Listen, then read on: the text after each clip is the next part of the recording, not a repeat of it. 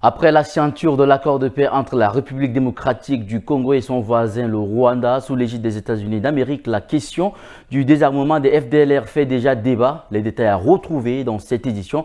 Et puis nous irons au Sénégal où le Premier ministre Ousmane Sonko, encore de nouveau, inquiété par la justice sénégalaise pour son procès pour diffamation. Déjà inéligible à la présidentielle à cause de ce procès, la justice vient de le condamner. Nous y reviendrons également en détail dans cette édition.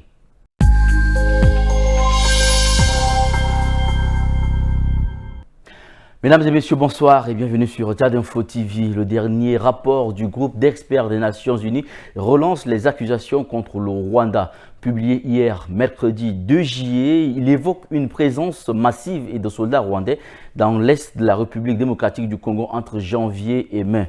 Par ailleurs, quelques jours après la signature de l'accord de paix entre la RDC et le Rwanda à Washington, la question du désarmement des FDLR fait déjà débat. L'accord prévoit en effet la neutralisation de ces combattants hutus rwandais présents dans l'est de la RDC ainsi que la levée des mesures défensives dans les 3 mois. Mais Kinshasa et Kigali ne semblent pas être d'accord sur l'ordre dans lequel doivent intervenir ces opérations. La neutralisation des FDLR en RDC reste un défi selon Martin Ziakuo, professeur à Kinshasa, notamment à cause de leur proximité avec les Wazalendo. Ces deux groupes pourtant classés comme forces supplétives du gouvernement congolais, entretiennent des liens étroits, affirme un rapport des Nations Unies. Pour les experts, toute tentative contre les FDLR doit aussi impliquer les Wazalendo, sans quoi l'opération risque d'échouer. Dans le même temps, Kinshasa négocie avec le M23. Un accord pourrait rebattre les cartes et mettre à mal ces alliances. Selon l'ONU, les FDLR compteraient environ 1000 combattants, mais l'aile dure des anciens génocidaires rwandais serait bien plus réduite. Leur idéologie reste cependant intacte. Après l'offensive du M23, les FDLR ont reculé, mais gardent des proches de résistance dans l'est du pays. Parmi leurs pertes récentes, le général Ezekiel Gakouerere, numéro 2 du mouvement capturé en mars. Ancien militaire impliqué dans le génocide rwandais, il avait rejoint les FDLR après avoir fui au Congo. Un parcours qui illustre l'enracinement de ces réseaux dans la région depuis 3 décennies. Au Sénégal, les avocats d'Ousmane Sonko sont en colère. Quand l'actuel Premier ministre était encore dans l'opposition, il avait été condamné pour diffamation contre le ministre du Tourisme de l'époque. Cette condamnation avait valu au chef de file du PASTEF d'être inéligible à la présidentielle. Mais voilà que la Cour suprême a confirmé mardi 1er juillet cette condamnation. Ousmane Sonko demande désormais la révision de son procès. Au Sénégal, la Cour suprême a rejeté le recours des avocats d'Ousmane Sonko dans l'affaire de diffamation l'opposant à l'ancien ministre Mame Mbaye Niang. Le Premier ministre reste donc condamné à 6 mois de prison avec sursis, assorti d'une amende de 300 millions de francs CFA. Une décision qui confirme la régularité du jugement malgré la tentative de renvoi devant le Conseil constitutionnel. Mais cette condamnation ne le rend pas inéligible grâce à la loi d'amnistie adoptée en mars 2024 et amendée en avril 2025, Sonko a retrouvé ses droits civiques, une loi qui couvre les infractions à caractère politique commises entre 2021 et février 2024. Elle lui a notamment permis de voter et de se présenter aux législatives de novembre dernier. Sur les réseaux sociaux, Ousmane Sonko a vivement dénoncé un système judiciaire corrompu, promettant de rouvrir le procès. Ses avocats ont saisi le ministère de la Justice invoquant un élément nouveau, un rapport de l'inspection générale des finances qui mettrait en cause Mame Mbaye Niang dans une mauvaise gestion des fonds publics. Ce document pourrait, selon eux, justifier une révision du procès.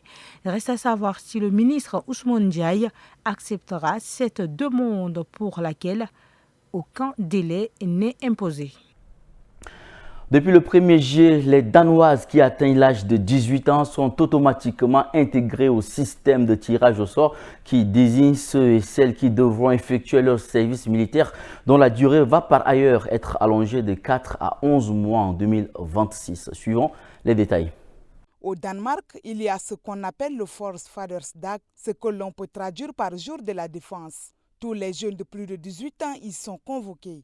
Et les femmes devront désormais, elles aussi, y participer. Comme les hommes, Elles passeront alors ce jour-là des tests médicaux, des tests psychotechniques et des tests de motivation en vue de leur participation au tirage au sort qui désigne celles qui devront effectivement faire leur service militaire, dont la durée va par ailleurs être allongée de 4 à 11 mois en 2026. Le royaume danois vise aussi à recruter davantage, espérant passer à 40% de recrues supplémentaires d'ici 2033. À l'origine de ces changements, il y a évidemment les inquiétudes suscitées par la Russie. En enrôlant des femmes, le Danemark veut renforcer ses capacités de dissuasion. Les Danoises, qui pouvaient jusqu'alors intégrer les forces armées sur la base du volontariat, représentaient l'an dernier pas moins de 24% des recrues, soit le plus haut taux en Europe avec la Norvège. Si, à la suite de cette réforme, une partie de la classe politique danoise salue une avancée en matière d'égalité, une autre dénonce une militarisation croissante de la jeunesse. Au Soudan, l'Alliance Tassis a annoncé mardi 1er juillet la formation des conseils de gouvernance. Cette coalition de groupes armés, de partis politiques et d'organisations de la société civile alliés des paramilitaires des forces de soutien rapide avait été lancée en février à Nairobi au Kenya. Son objectif, former un gouvernement parallèle à celui de Port-Soudan où s'est installée l'armée régulière depuis le début de la guerre il y a 2 ans.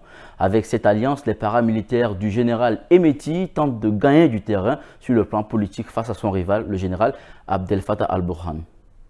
L'annonce a été faite en grande pompe à Niala, capitale de l'État du Darfour du Sud. Le conseil de gouvernance de l'Alliance Tazi est composé de 31 membres.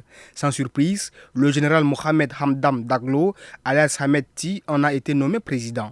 Son vice-président est Abdelaziz Adam Al-Hilou, chef du mouvement de libération du Soudan Nord, un groupe armé des États du Nil bleu et du Kordofan du Sud.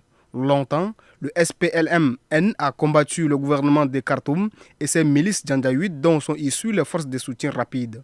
Rallier le SPLM-N est un accomplissement majeur confié à RFI Khas Benabi Mahmoud, président du mouvement de libération du Soudan et membre de la direction de Tazi. Le général Hameti a exprimé des positions claires sur la nécessité de fonder un État laïque et démocratique pour tous les Soudanais sans discrimination de couleur. Après l'adoption d'une charte en février, il aura fallu plus de 4 mois pour que Tazi annonce enfin son conseil de gouvernance en raison de divisions internes, selon une source proche de l'Alliance. Reste maintenant à définir quelle sera la capitale du gouvernement que souhaite former Tazi. Le maillon du hip-hop scene, P. Diddy Combs, a été reconnu mercredi 2 juillet 2025 non coupable de trafic sexuel et d'association de malfaiteurs, les accusations les plus importantes portées contre lui. Mais il est déclaré coupable de transport de personnes à des fins de prostitution. Le producteur américain P. Diddy a été reconnu coupable de transport de personnes à des fins de prostitution.